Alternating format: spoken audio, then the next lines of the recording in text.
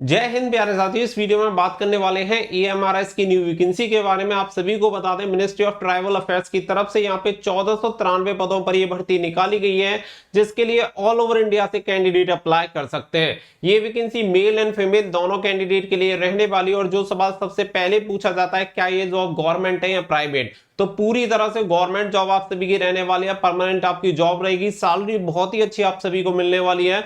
तो पूरी इंफॉर्मेशन आप सभी को इस वीडियो में मैं दूंगा। अगर आप इस भर्ती में सेलेक्ट हो जाते हैं तो समझिए कि आपकी पूरी लाइफ एकदम से सेटल हो जाएगी।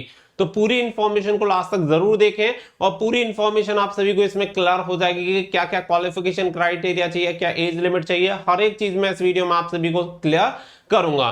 तो वीडियो पसंद आए तो प्लीज वीडियो को लाइक शेयर करके चैनल को सब्सक्राइब कर लें और बेल आइकन पे प्रेस कर लें, ताकि फ्यूचर में आने वाली हर एक जॉब अपडेट का नोटिफिकेशन आपको सबसे पहले मिलता रहे। आगे बढ़ते हैं और आगे आप सभी को जानकारी देते हैं। तो यहाँ पे आप सभी को बता दें कि ये जो आपकी जॉब निकाली गई है वो EMRS, यानी कि सबसे पहले हम ये समझ लेते हैं कि EMRS है क्या। तो देखिए, EMRS आप यहाँ पे देख सकते हैं। ये EMRS का मतलब है आप सभी का Eklavya model residential school EMRS। और ये जो वैकेंसी निकाल ली गई है, देख सकते हैं मिनिस्ट्री ऑफ ट्राइबल अफेयर्स की तरफ से ये वैकेंसी निकाली गई है और पहली बार ये वैकेंसी निकाली जा रही है। जैसे कि आप सभी को पता है KVS होता है, इसी तरीके से आप सभी को पता है जवान नवोदय होता है, सेम इसी तरीके से आपकी ये वैकेंसी आपके लिए निकाली जा रही है। इसी तरीके का एक मॉडल यहाँ पे लॉन्च किया गया है मिनिस्ट्री ऑफ ट्राइबल अफेयर्स की तरफ से, केंद्र सरकार की तरफ से, जिसमें ये वैकेंसी निकाली गई है। तो यहाँ पे आप देख सकते हैं पूरा डिटेल नोटिफिकेशन आप सभी के लिए जारी किया गया है। तो पूरी इंफॉर्मेशन इस वीडियो में मैं आप सभी को प्रोवाइड कराऊंगा। आगे बढ़ते हैं और आगे आप सभी को पूरी इंफॉर्मेशन देते हैं। तो यहाँ पे टॉपिक की तरफ चलेंगे। तो सबसे पहले आप यहाँ पे देख लीजिए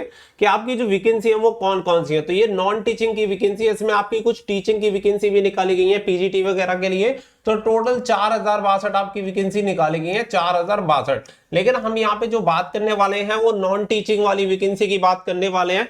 नॉन टीचिंग वैकेंसी में आप देख सकते हैं junior secretariat assistant, accountant and lab attendant की वैकेंसी है, जिसमें टोटल आप देख सकते हैं 1493 आपकी वैकेंसी है, जिसमें 759 आपकी JSE की वैकेंसी हो जाएंगी, अकाउंटेंट की आपकी 361 हो जाएंगी और लैब अटेंडेंट की आपकी 373 वैकेंसी निकाली गई है। कैटेगरी वाइज आप देख सकते हैं। और ये वैकेंसी मैं आपको फिर बता रहा हूं कि किसी स्टेट की नहीं है, ये केंद्र सरकार की वैकेंसी यानी कि सेंट्रल गवर्नमेंट की तरफ से निकाली गई वैकेंसी है। तो पूरे भारत से कोई भी इसके लिए अप्लाई कर सकता है। अब यहाँ पे आपको कैटेगरी वाइज वैकेंसी दी गई है, general, EWS, OBC, SC, ST, OH, VI, HI, other, सभी कैटेगरी के अकॉर्डिंग अपनी अपनी वैकेंसी यहाँ पे आप देख सकते हैं। सबसे जरूरी चीज है वो है सैलरी की। यहाँ पे सैलरी आखिर मिलती कितनी है, जिससे कि आप सभी को ये क्लियर हो जाए कि भाई ये जो बहुत बढ़िया है। तो देखो, यहाँ पे फर्स्ट एंड सेकंड को तो हम यहाँ पे छोड़ देंगे, क्योंकि ये टीचिंग वाली वैकेंसी, हम यहाँ पे नॉन टीचिंग की बात कर रहे हैं। तो सबसे पहले आप देख लीजिए, नंबर 3 पे आपकी है अकाउंटेंट। तो अकाउंटेंट के लिए आपको जो सैलरी मिलेगी, लेवल 6 की आपको सैलरी मिलेगी। और सैलरी यहाँ पे देख सकते हैं 35,400 से लेके 1,12,400 रुपए तक आपको सैलरी मिलेगी। JSA यानी जूनियर सेक्रेटरी असिस्टेंट की अगर बात करें तो यहाँ पे लेवल 2 की सैलरी मिलेगी 19,900 से लेके 63,200 रुपए। और लैब अटेंडेंट की सैलरी की बात करें तो लेवल 1 की सैलरी 18,000 से लेके 56,900 रुपए पर मंथ आपको सैलरी मिलेगी। पूरी तरह से गवर्नमेंट जॉब है, 60 ईयर तक की आपकी जॉब रहने वाली है, सेंट्रल गवर्नमेंट की जॉब है। सारी बेनिफिट आप सभी को जो भी है केंद्र सरकार की नौकरी में मिलते हैं, वो सभी बेनिफिट आप सभी को यहाँ पे मिलेंगे। One of the best job आप सभी के लिए रह सकती है। आगे बढ़ते हैं। तो देखिए, अब क्वालिफिकेशन क्राइटेरिया और एज लिमिट समझ लेते हैं, क्योंकि यहाँ पे ना तो आपका कोई फिजिकल होने वाला है, ना ही किसी तरीके का इवेंट होगा। केवल रिटन एग्जामिनेशन के बेसिस पे यहाँ पे आपका सिलेक्शन रहेगा। केवल एक फेस है, बाकी का जैसे कि अगर आप यहाँ पे JSA के लिए अप्लाई करते हैं तो इसमें आपकी टाइपिंग टेस्ट होगा, वो टाइपिंग आपको देना पड़ेगा। बाकी का जैसे इंटरव्यू वगैरह ऐसी कोई भी चीज इसमें ऐड नहीं है। अब यहाँ पे जो मैं आपको एज लिमिट बताऊंगा, ये जो आपकी एज लिमिट काउंट की जाएगी वो 31 अगस्त से आपकी की जाएगी, ठीक है, सॉरी 31 जुलाई से। उम्र की गणना कब से होगी? 31 जुलाई 2023 से आपकी उम्र की गणना होगी। तो मिनिमम आपकी एज 18 साल होनी चाहिए, मैक्सिमम 30 साल होनी चाहिए। बाकी का अगर जैसे कि आप OBC कैंडिडेट हैं तो आपको 3 साल की छूट मिलेगी। अगर आप SC या फिर ST हैं तो आपको 5 साल की उम्र सीमा में छूट मिल जाती है। तो इसके अकॉर्डिंग आप इसके लिए आवेदन कर सकते हैं। तो एज क्राइटेरिया आप सभी को क्लियर हो गया। 31 जुलाई 2023 को मिनिमम 18 साल और मैक्सिमम 30 साल, 30 ईयर, ठीक है, मैक्सिमम। अगर OBC हो जाएंगे तो 3 साल प्लस हो जाएंगे। अगर आप SC ST हैं तो 2 साल और प्लस कर लो। तो इस तरीके से आप इसके लिए आवेदन कर सकते हैं। अब यहाँ पे समझ लेते हैं कि क्वालिफिकेशन क्राइटेरिया क्या होना चाहिए। तो अब यहाँ पे देख लेते हैं कि इसके लिए क्वालिफिकेशन क्राइटेरिया क्या चाहिए। तो जैसे कि आपने 2 वाली वैकेंसी तो हम यहाँ पे छोड़ ही देंगे, पीजीटी कंप्यूटर से हमें कोई लेना देना नहीं है। अब यहाँ पे जैसे बात करें अकाउंटेंट की, तो यहाँ पे अकाउंटेंट के लिए जो आपकी एज होनी चाहिए वो मैक्सिमम 30 साल होनी चाहिए, 18 से 30 साल ऑलरेडी मैंने आप सभी को क्लियर कर दिया है। साथ ही में यहाँ पे आपके पास डिग्री होनी चाहिए कॉमर्स में, जैसा कि अगर आपने बीकॉम कर रखा है तो आप इस वैकेंसी के लिए अप्लाई कर सकते हैं। ठीक है, कोई भी परसेंटेज क्राइटेरिया नहीं रखा गया, 18 से 30 साल आपकी उम्र हो जनरल कैटेगरी में, और बीकॉम अगर आपने कर रखा है तो आप इसके लिए आवेदन कर सकते हैं। बाकी का यहाँ पे आप देखिए बात कर ले जीएसए के लिए, कि जीएसए के लिए अप्लाई करने के लिए क्या चाहिए। तो यहाँ पे उम्र आपकी 18 से 30 साल, और अगर अप्लाई करने की बात करूं तो अगर आपने यहाँ पे 12th पास कर रखा है तो आप इसके लिए अप्लाई कर सकते हैं। देख सकते हैं 12th पास यहाँ पे क्वालिफिकेशन मांगी गई है। साथ ही में आपको यहाँ पे टाइपिंग आनी चाहिए। ठीक है, यहाँ पे टाइपिंग की क्लियर बात की गई है कि यहाँ पे आपको टाइपिंग आनी चाहिए। अगर यहाँ पे जैसे कि आप इंग्लिश में टाइपिंग करना चाहते हैं तो आपकी स्पीड होनी चाहिए 35 वर्ड पर मिनट। अगर आप हिंदी में टाइपिंग करना चाहते हैं तो आपकी स्पीड होनी चाहिए 30 वर्ड पर मिनट। एक आनी चाहिए, ऐसा जरूरी नहीं है हिंदी और इंग्लिश दोनों आती हो, केवल कोई एक टाइपिंग आती हो, या हिंदी आती हो या इंग्लिश आती हो, आप इसके लिए आवेदन कर सकते हैं।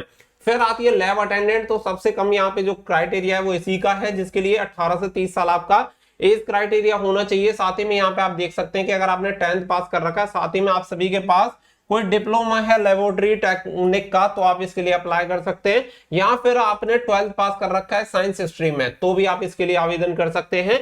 ये दोनों चीजों में से अगर आपके पास कोई भी एक क्वालिफिकेशन है तो आप इसके लिए एलिजिबल हैं। तो यहाँ पे 10th पास से भी वैकेंसी है, 12th पास से भी वैकेंसी, और ग्रेजुएट पास से भी आपके लिए वैकेंसी निकाली गई है।